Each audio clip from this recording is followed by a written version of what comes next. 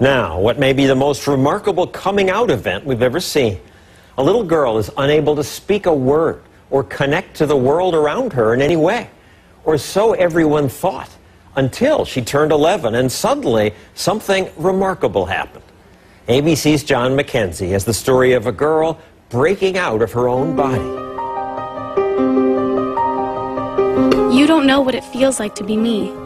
When you can't sit still because your legs feel like they're on fire, or it feels like 100 ants are crawling up your arms. How is it that these powerful words came out of this flailing body? People look at me and assume I am dumb, because I can't talk. Something extraordinary happened to this 14-year-old who was written off as mentally deficient, something that may help unlock the mysteries of a baffling disorder. What do I want? I want to be like every other kid, but I can't, because I am Carly. Born in Toronto, Canada, Carly Fleischman was 2 years old when it became clear she was not keeping up with her twin sister Taryn. When you're told your child is going to be developmentally delayed, that they might achieve the developmental level of a 6-year-old, it's like being kicked in the gut. When Arthur Fleischman and his wife Tammy learned the diagnosis was autism, they expected the worst, that the twins were headed in different directions. And how bad did it get for Carly, those first few years? Awful. Part of her delays prevented her from walking, from sitting up. It was clear that Carly, like most autistic children, was lost in her own world, perpetually swimming underwater. And all the doctors would say, you're the parent. You should do as much as you feel you need to do for this kid. Carly, stand up. The Fleischmans were on their own. Experts told them that early intervention was critical. You use your fork. So ever since Carly was 3, her therapy has been intensive, unrelenting. This took about 40 to 60 hours a week of one-to-one therapy. She always had about 3 to 4 therapists working with her. And if you're not getting results with one approach, you move on and you try something else. You didn't give up. You pushed Carly. When you look in Carly's eyes, you can see an innate intelligence. So we never gave up. We never gave up. But if there was intelligence, Carly's ceaseless rocking, flailing arms, and tantrums hid any trace of it. Worse, she couldn't speak, not a word. I did not have any expectation that she would have a fluent form of communication. Dr. Nicole Walton-Allen is a clinical psychologist who led Carly's therapy program. Her profile was that of a child who was severely autistic and more than likely moderately mentally retarded. And did you ever think about institutionalizing her? We had friends saying, you know, you've been plugging away, spending thousands of dollars on therapy. You're not really seeing the progress. So, of course, you start thinking about, should she be in a group home? But you decided against it. I could never do it. Could never do it. How can you give up your kid?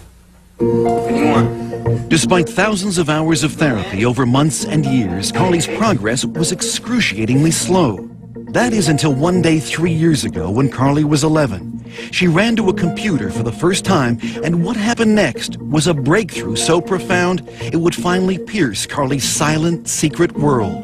And she was quite distressed, and she starts to spell H-U-R, and it was like T, hurt. And then a little bit later on, she spells H-E-L, and we kind of pushed her to finish, and she puts P, so she spells help. Afterwards, she sort of got up, went behind the couch, and she threw up. What are you cheering? Barbara Fenton Nash is one of Carly's longtime therapists. So what did this tell you? It told us that there was a lot more going on there than we knew, and to us that was a breakthrough moment because we hadn't specifically taught her the words. And at first we didn't believe it. Knowing this child for 10 years and never seeing her write a thing, of course you're going to be skeptical. Everyone was, including her other therapists, who were now desperate to see proof. But Carly refused to type, exhibiting the same hysterical behavior that led experts to label her as mentally retarded. She would strip off her clothes. She would go into the bathroom and she would engage in fecal smearing. So the typing was great, but no one could see it. Here, show me. What was needed was some tough love. If Carly wanted something, she would have to type for it. First type, and then you get. Let's go. Oh, she had to work for it. If she wanted information, if she wanted to go somewhere, she had to type by herself. Finally, several months later, Carly began to type for others. She started to realize that by communicating, she had power over her environment. And what came through her finger, typing one letter at a time, with fluency no one could believe, was astonishing. I am autistic, but that's not who I am. Take time to know me before you judge me. I am cute, funny, and like to have fun. Through her torrent of words, Carly began to unravel the mysteries behind her often wild behavior. Like banging her head. Because if I don't, it feels like my body is going to explode. It's just like when you shake a can of Coke. If I could stop it, I would, but it's not like turning a switch off. I know what is right and wrong, but it's like I have a fight with my brain over it. Use your words.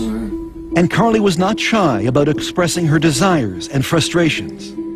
I want to be able to go to school with normal kids, but not have them getting upset or scared if I hit a table or scream. I want something that will put out the fire. We were also horrified because for years we had spoken in front of her as if she wasn't there.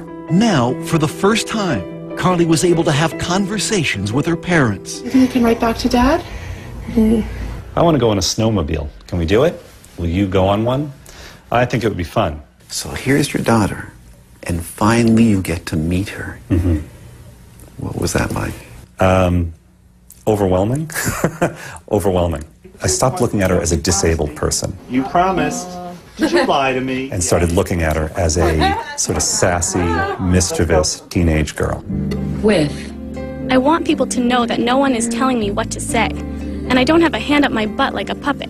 Carly has been very clear that she sees herself as a normal child, locked in a body that does things that she has no control over.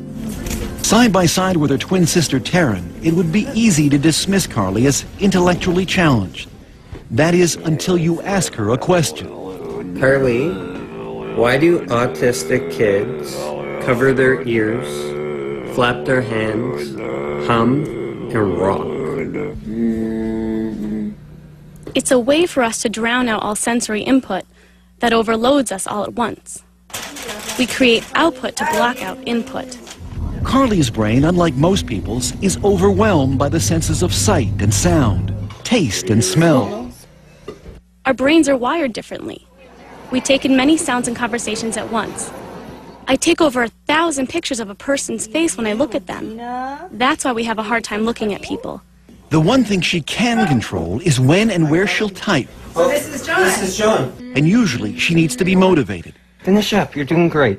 When I tried making conversation with Carly, she would not type back. I'll tell you anything you want to know. Her finger hovering over the keys for hours, until I brought up my teenage son. He wants to play football. Now she's smiling. It's going to be something funny.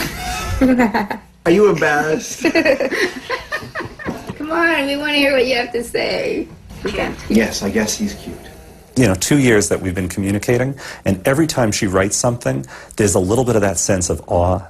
The room resembled a ship's cabin. Its walls Dear made of Dad, wooden laths, I love when you read to covered me, by many coats and I of love that you believe in me. I know I'm not the easiest kid in the world. Give me a kiss. However, you are always there for me, holding my hand and picking me up. I love you. I'll go through many sleepless nights to hear that.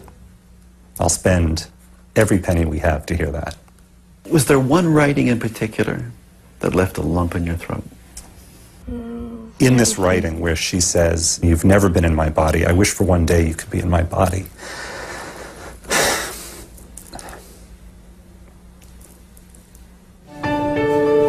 A year after we first met Carly, she is happier, calmer, more independent. Come on, let's get this in the pan. She's even writing a novel. I think that humankind is just oblivious to things that have been around for many years. She also has her own internet blog and twitters regularly, answering questions from people all over North America. I think Carly knows that she now has a voice that can help other kids. Now she looks at herself as someone who can make a mark on the world. And that's got to be life-changing. What do you hope for Carly now? I want her to be happy. I want her to have dreams and goals and accomplish those goals in spite of her challenges. I think the only thing I can say is don't give up. Your inner voice will find its way out. Mine did.